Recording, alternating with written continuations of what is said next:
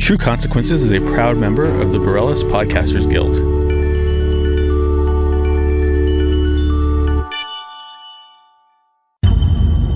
The Oracle Network.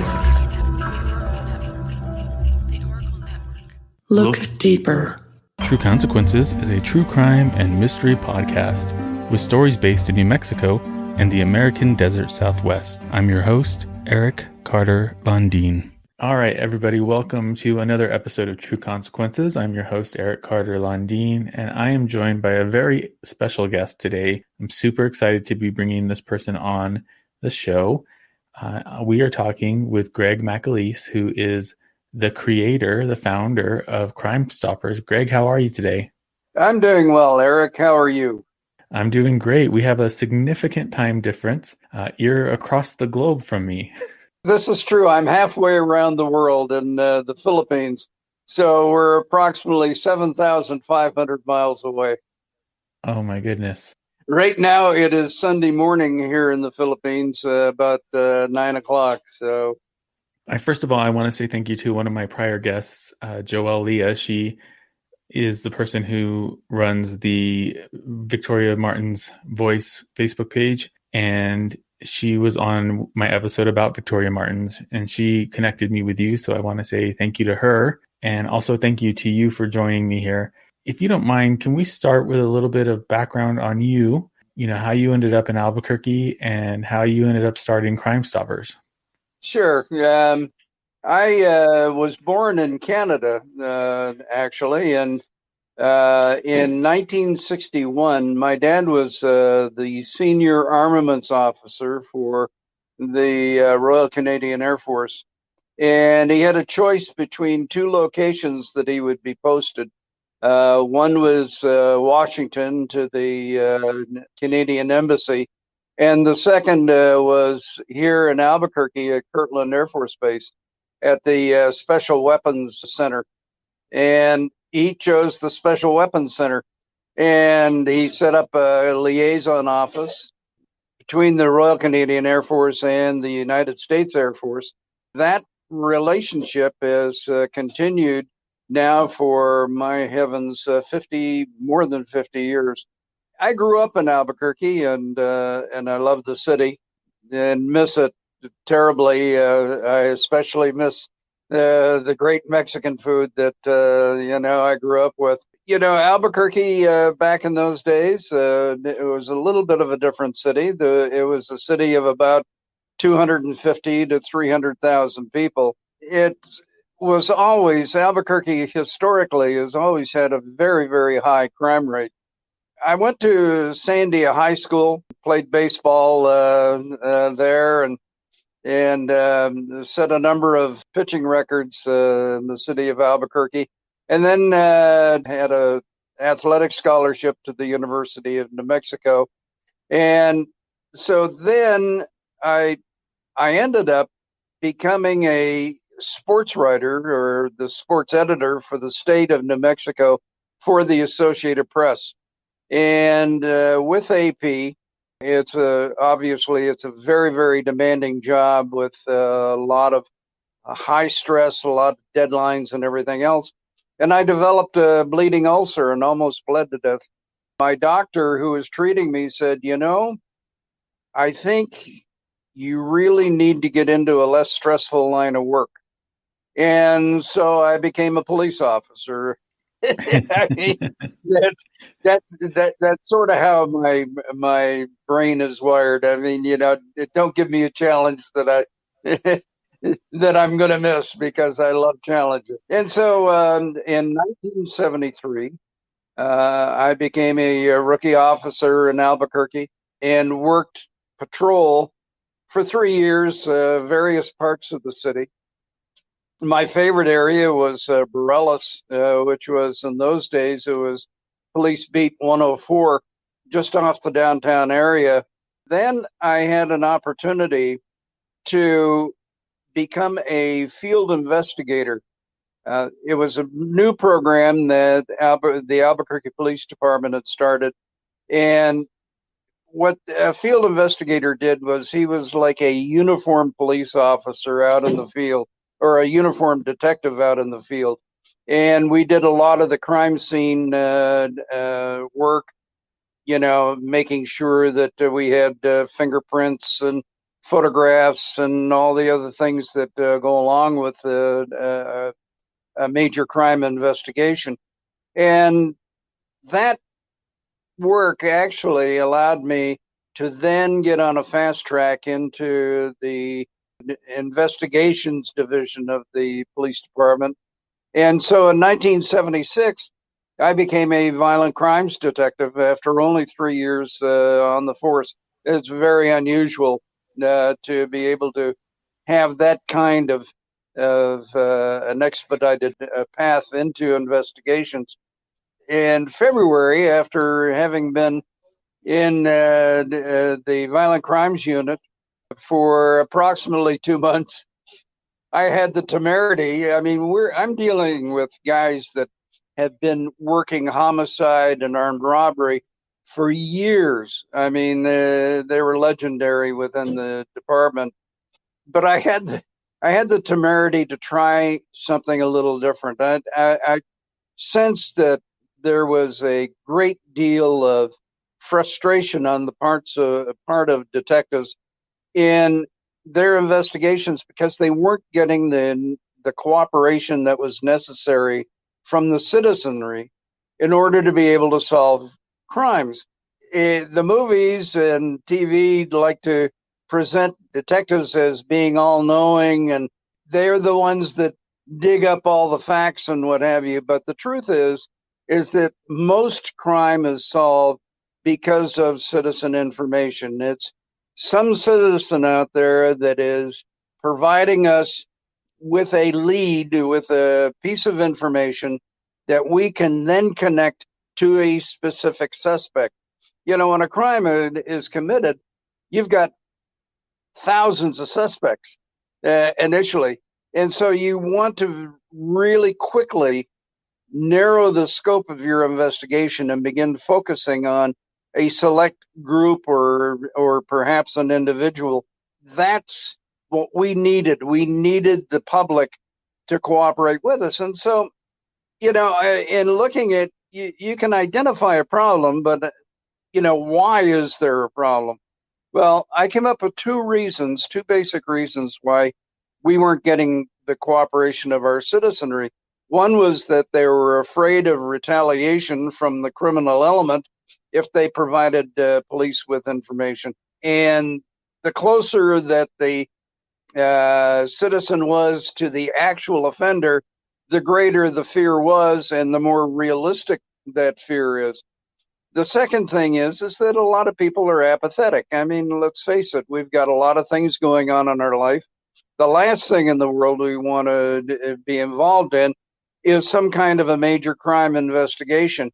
But unfortunately, those things do happen, and that's where we really need the citizens to step up and do their role as citizens in our country. And so in identifying the two problems, then I started to develop a plan to overcome the problems. Okay, if people were afraid of retaliation from the criminals, why not allow them to remain anonymous when they reported their information? When you call 911, the first thing a 911 operator is going to ask you is your name, your location, your phone number, blah, blah, blah. They already have your phone number that you're using, but they want to know who you are before they then begin to dispatch a police officer to a particular location. That's for officer safety as much as anything else, because you want to make sure that you're actually sending an officer to a real event. Greg set out to make this as easy as possible for the public to provide tips to law enforcement anonymously. He set up a system that would provide the tipster a code number, and this is how the tips were tracked. Tipsters would not have to give any self-identifying information as they would be expected to with 911. Greg felt that this was the key to the success of the program. The tip line was a separate number from 911. He told me that he wasn't interested in who the tipsters were. He really just wanted to know what the public knew about the crimes the police were seeking information on. Greg also learned early on in his detective career that informants love money. I mean, who doesn't, right? So, he decided he would need to set up a fund to give rewards to anybody who provided information that would lead to an arrest from a tip. When you tell people that you're going to allow them to remain anonymous, you have to be able to uphold your offer. It's like a verbal contract with the public, and so you have to honor your word. And so we have gone to tremendous lengths, and I'll get into that in a little while, but tremendous lengths in order to be able to protect the identity of a caller. To me, they are just a code number. And the second thing is that if we were going to use rewards, pay rewards, we couldn't use tax dollars. We had to go outside the department in order to be able to fund these rewards. Why? Because tax money has to have an audit trail, and we would have to know who the money is being given to. But if you go outside the department and raise private funds for a reward fund, then you're okay. You can pay that money in cash, and again, you don't have to have anything but at the end of the line, it's a code number that was paid, not an individual, but a code number. If we were going to go out and solicit the public for money, I couldn't do it as a police officer. So therefore, we had to create a civilian board of directors to raise the rewards and then manage the reward fund. I didn't want to have any contact with the money at all. And so it became something where we, in seeking the approval of the department, it took about a 6-month process. It wasn't an overnight sensation, but it took about 6 months for the department, after I first suggested this program, for the department to finally approve it. And they were scared to death of it. I mean, they thought this thing had a high degree of probability of just being a terrible disaster. But I had one champion that was behind the whole concept, and that was Bob Stover, who happened to be the chief of police. And Stover, his support was absolutely crucial to being able to overcome the skepticism of the other deputy chiefs, especially my boss, who is the deputy chief of investigations, but also a lot of the other detectives who really sort of thought that this was nothing more than just maybe Hollywood kind of, as a matter of fact, my nickname when we first got this program started, I was Cecil B. MacAleese, after Cecil B. DeMille, the great Hollywood producer. And as a matter of fact, it's sort of stuck over the years. I became Cecil B. But the thing is that we had to have a civilian board of directors to collect the funds from the public and then to pay, actually arrange for the money to be paid. That ultimately led to Crime Stoppers becoming a nonprofit corporation. So it is a really a very, very unique kind of an arrangement that we have with Crime Stoppers in every police department where it's been initiated. The police department will handle the information. They handle the phone calls. They investigate the tips, but it's really the total control of the program is under a civilian board of directors. They oversee the program. They set up the standing rules and the bylaws for how we operate it. And over the years, we have had thousands, as a matter of fact, worldwide now. We're talking about millions of volunteers who have served on our board with great distinction. The police department and the public were involved, but now I knew that we also needed one further element, and that was the media. It was very, very important that we had media support for this, because the media really creates the awareness of what we're trying to do. They educate the public as to how the program works. They then will take select cases, unsolved cases, we call them crime of the week. And in the early days, we actually went out to the crime scene and reenacted the crime in order to be able to then try to trigger the memories of people who might have been casual witnesses to a crime. And, you know, they have been a tremendous, tremendous working partner. I mean, we're talking now, we're entering our 45th year of operation. And, and throughout all of this time, we have continued to have the support of the Albuquerque media. Greg was able to secure a deal with KOAT, a local news station, which was the premier TV news channel at the time. He was also able to leverage a relationship that he had with a former coworker at the now defunct Albuquerque Tribune to get the Crime of the Week featured on the AM and PM front cover of the Tribune. Not only did Crime Stoppers have a relationship with the most popular TV news station and newspaper, they were also working closely with local radio stations. Greg would record a 60-second recording that summarized the crime of the week, and they would play the spot throughout the entire day. The media attention really started to have a huge impact on law enforcement in regards to the quality and the quantity of the tips that they were receiving from the crime of the week.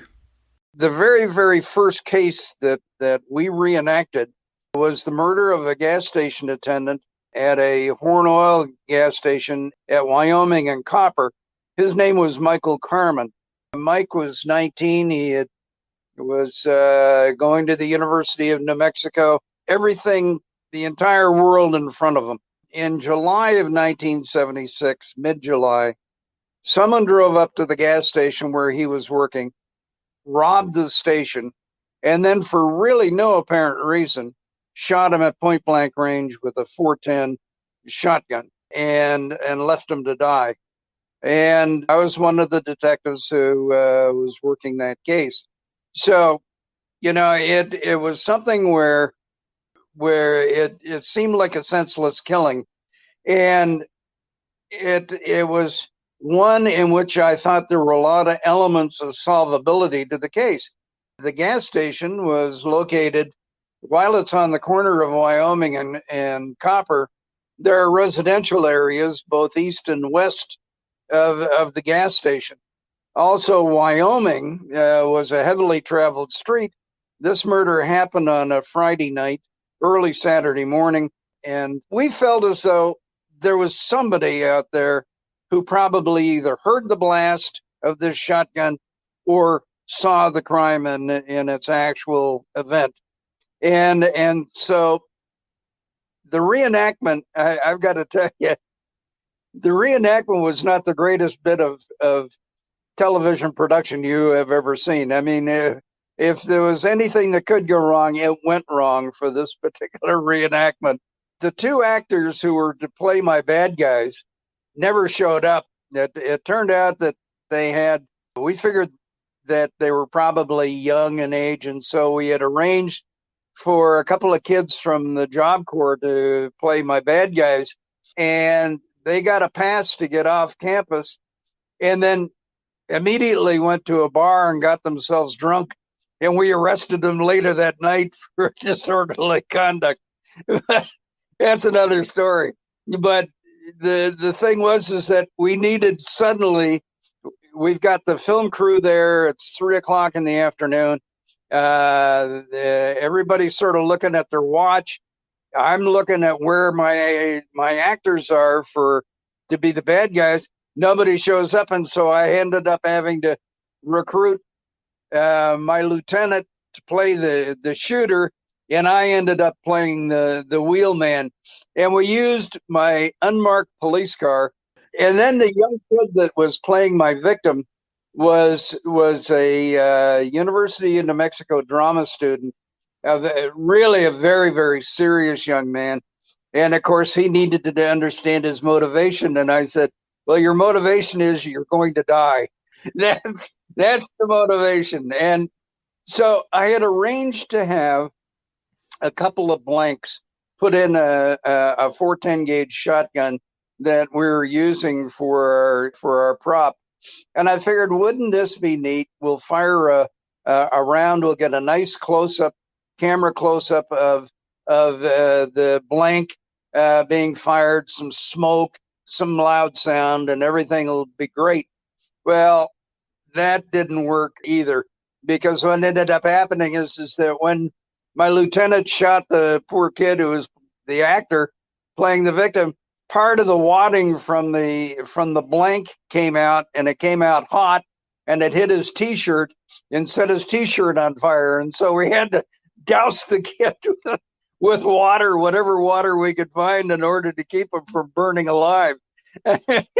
Wow. None of this, of course, made the evening news. But the reenactment went on a Monday night, and at the end of the reenactment, Neil Murray said, if you've got information about this crime, call 842-8000 right now. Detective MacAleese is there waiting for your calls.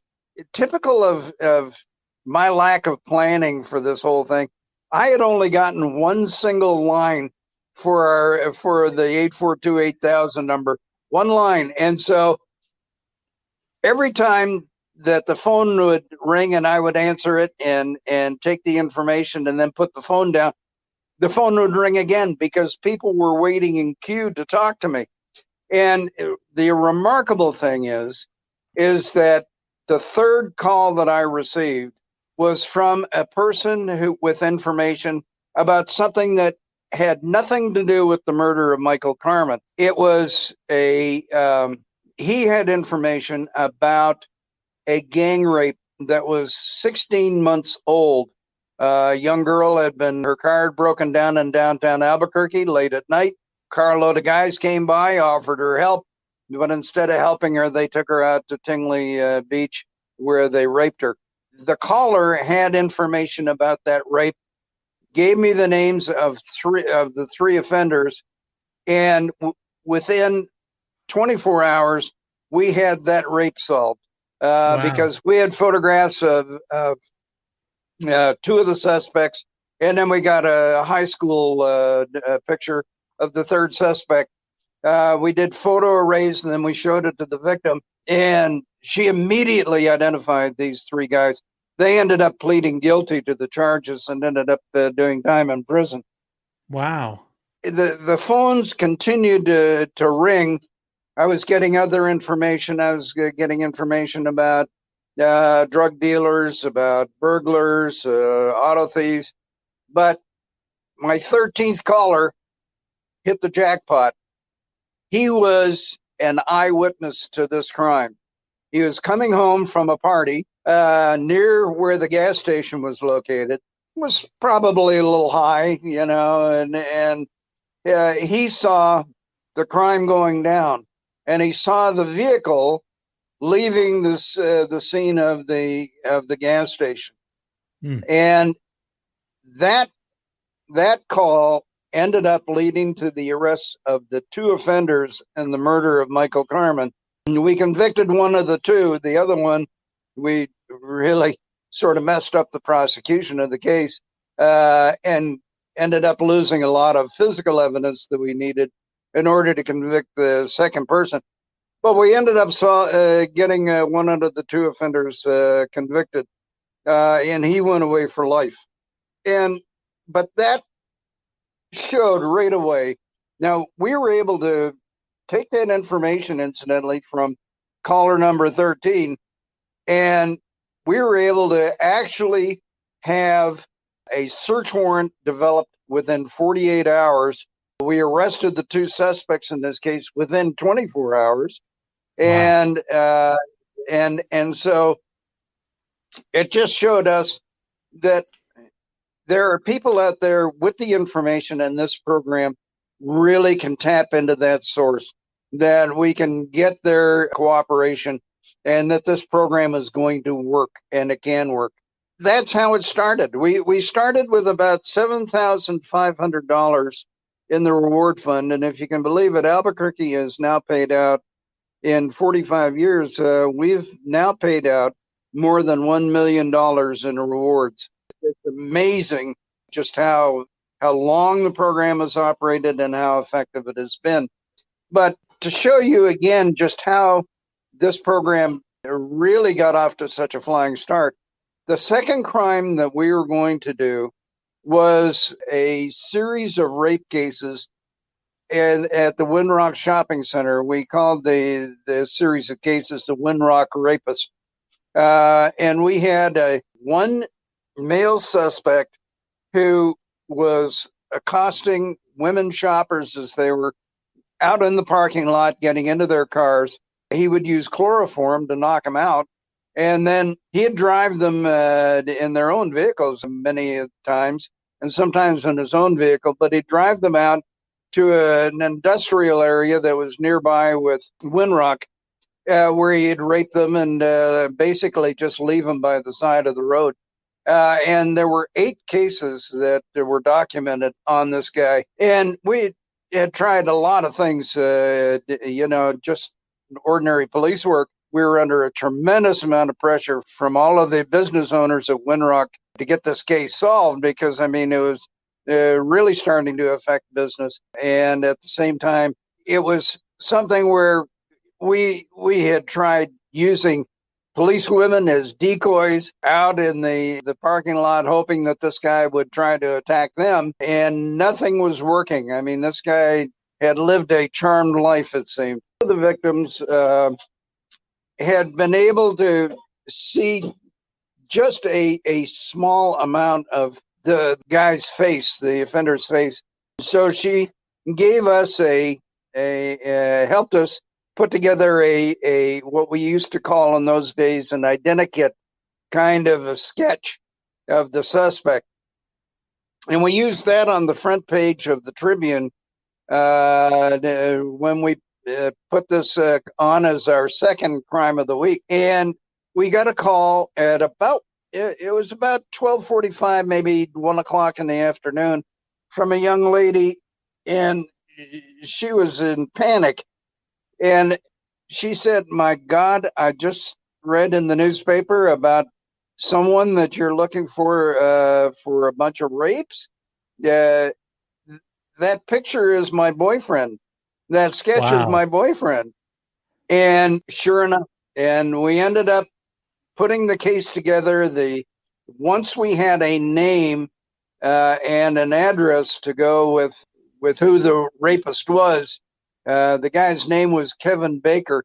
They lived out in Rio Rancho, and his mom worked at Montgomery Ward's at Windrock. And so his mom was as terrified as everybody else about this rapist. And here it was, her son. You talk about something that is just unbelievable. But anyway, so by 6 or 7 o'clock that night, we had developed enough probable cause to be able to execute a search warrant at Kevin Baker's house. And we recovered clothing that he had worn. We recovered items belonging to the victims. He'd like to sort of keep some the things as keepsakes, I guess. And then on top of that, we found some chloroform that he had. It was a little can of chloroform. And that put it all together. And ultimately, he was convicted and went away for more than 30 years in prison. It was incredible for the Albuquerque Police Department to see the success from this simple yet effective program that Greg created. The information that came in from the public proved to be so helpful that the efficacy of the program was no longer in doubt. This led to multiple states and cities implementing Crime Stopper programs.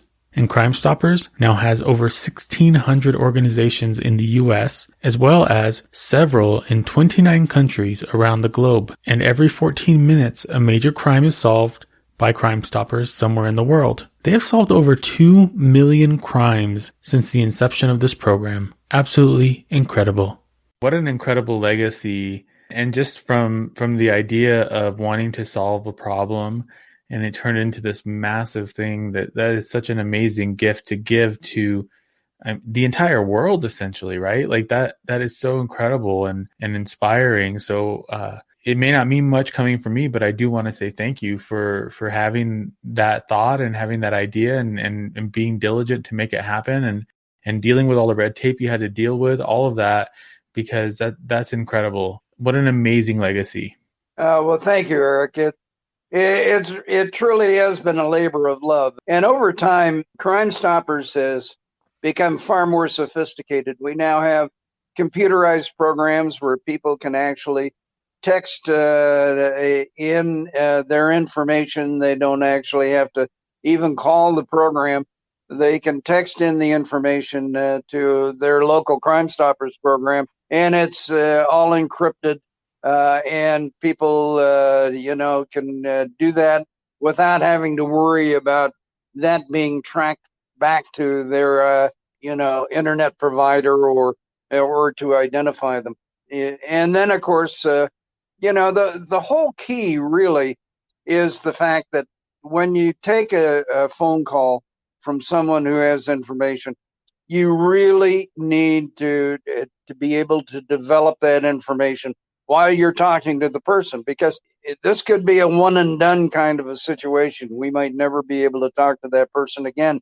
So you have to make sure that your information is complete and that it's accurate. That is something we put on training programs around the world where we're constantly showing people how to develop the information. It's one thing just to say, well, we've got this phone number and people can call.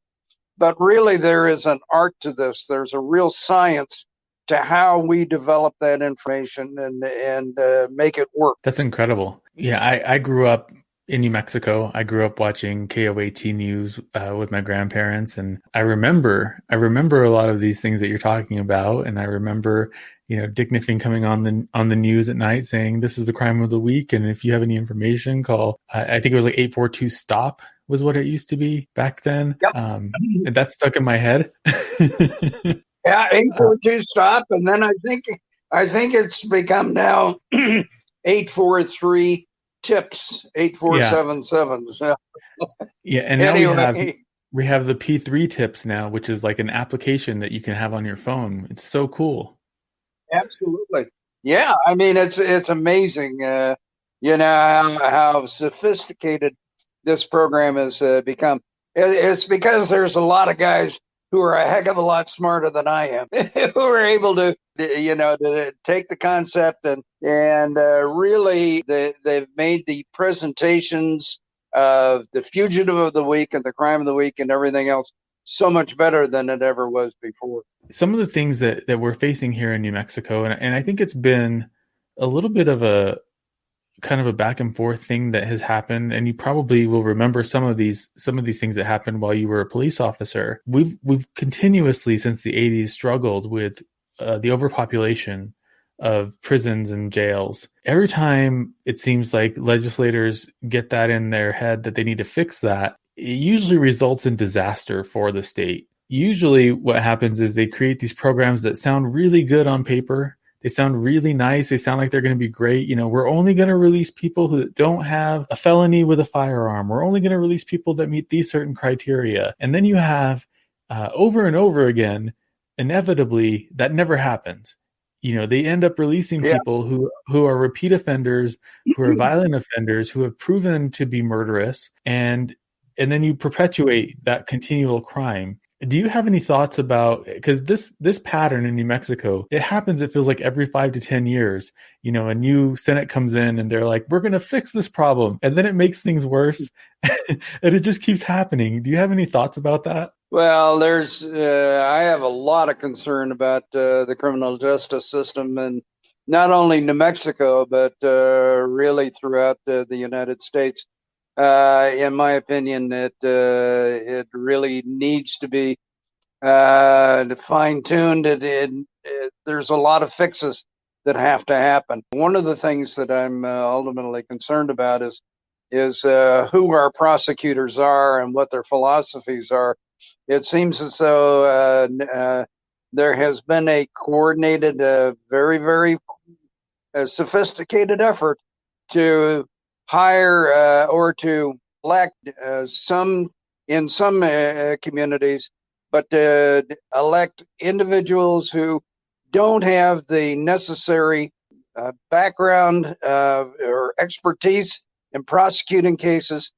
And in addition to that, their philosophy is one in which I think runs counter to the protection, the safety of the community itself.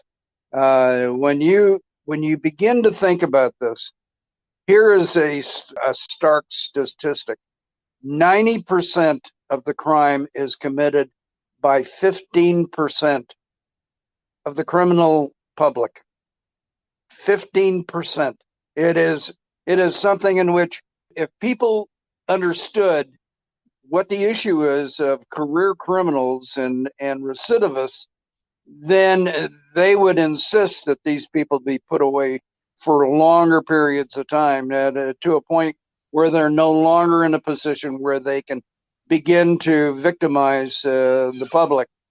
And I think that what I'm seeing right now is that there has been, first of all, there's been a breakdown in moral authority and political authority throughout the country. I mean, I look at what happens in the United States, and I sort of describe it as being like having the country is going through a nervous breakdown. I mean, it's just incredible, the lawlessness that you begin to see. In Albuquerque, of course, I stay in touch with an awful lot of my old buddies, and of course, they're beside themselves by what has happened with the department. Albuquerque had a national reputation for being one of the best police departments in the entire United States, and one that was very, very advanced in their relationship between the police department and the public. And we had that close association for many, many years, and of course it's been lost. It has to be rebuilt, and you have to rebuild it from the ground up. I think that ultimately what has to happen is that there has to be a change in the philosophy of policing. This is not an us versus them kind of situation, and it cannot be. And if that kind of mentality continues to exist, you're going to end up having a situation where the problem will become so out of control that it will take generations to fix. But it can be fixed. But it's going to have to take some real calm heads and some people that have the best interests of the public at heart. And I don't have. I have to admit, I have a personal bias. I don't really like politicians. I don't trust them. They'll tell you anything in order to get elected. And really, for the most part, their ethics really are terrible. And we've got to get better people running for political office, and people that truly, I think, have the best interests of the public at heart. Instead of supporting special interests or a select little group of people that have the loudest voices, that's not what this is all about. I mean, you've got to be able to have the safety and the security of the general public at the heart of virtually everything you do. Every law you pass has to have that as a backdrop. And to heck with trying to cater to the whiny voices of people who think that, life has been really, really hard, and it's, nobody ever guaranteed that life was going to be easy. Yeah. I mean, I think that there really has to be a major change in philosophy, but it begins with the police departments reaching out to the public and saying, we want you to be our partner here, and do it in a sincere manner.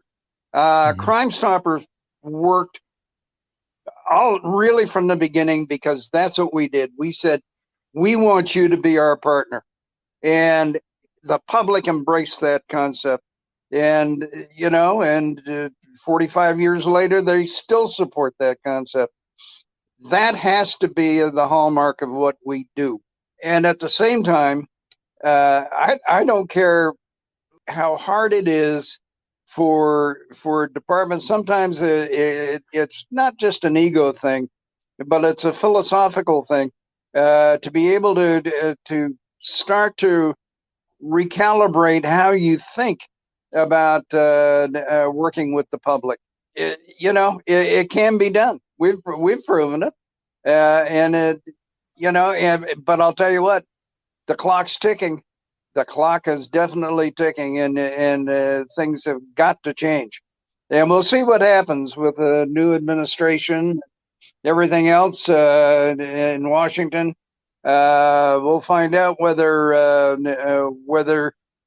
folks can begin to refocus on not their own petty problems, but begin to refocus on what it is to restore the public's faith in the whole nature of America.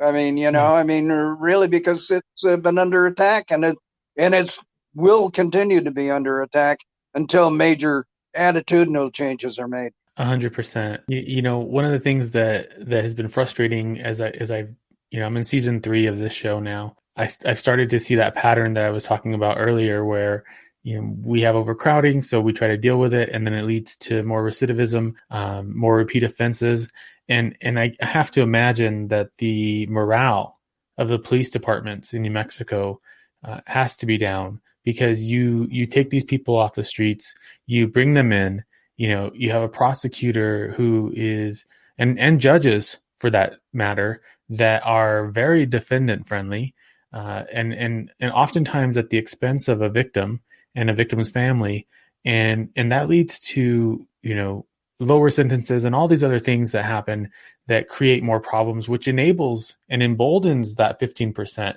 right? It emboldens them to continue what they're doing, because there really is very little consequence for what they've done.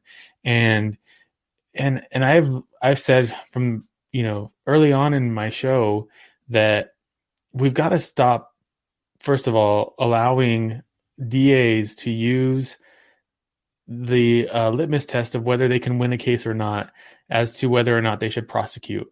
I feel like that is a huge, huge problem, especially as it pertains to child abuse. I'm sure you know that New Mexico has not had a great track record with child abuse for the longest time.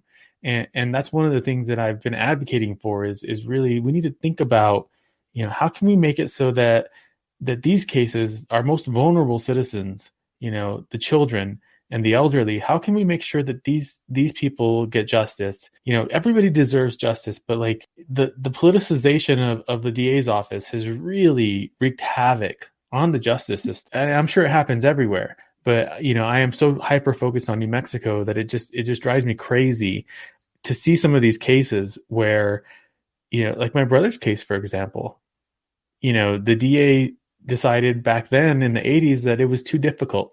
It was too challenging of a case. He didn't have a good chance to win, so he just decided not to do anything about it. Meanwhile, the man who was responsible for it has been free for 33 years to harm more kids. It's crazy. Well, it absolutely is. And at some particular point, there has to be somebody who's going to make a stand.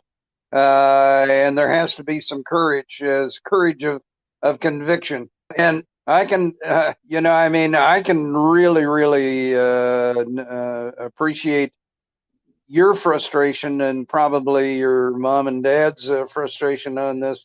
I mean, it's something in which if justice delayed or justice denied truly leaves you with a total feeling of helplessness and a feeling of cynicism, essentially, towards everything that pertains to the law.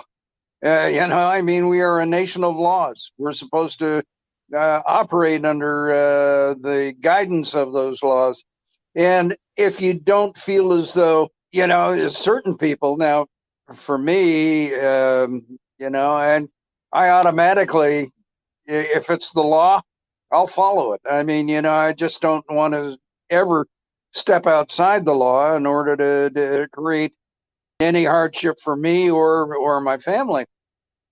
But you've got people who absolutely don't care, and they don't think that anything is going to happen to them. And from that particular kind of mindset, that is incredibly dangerous. You're right about politicians. The problem with politicians is that they're always looking for a quick fix. Classic politician is a mile wide and an inch thick, an inch deep. I mean, they just don't. They just want something that'll look good, sound good, feel good, and keep them in office.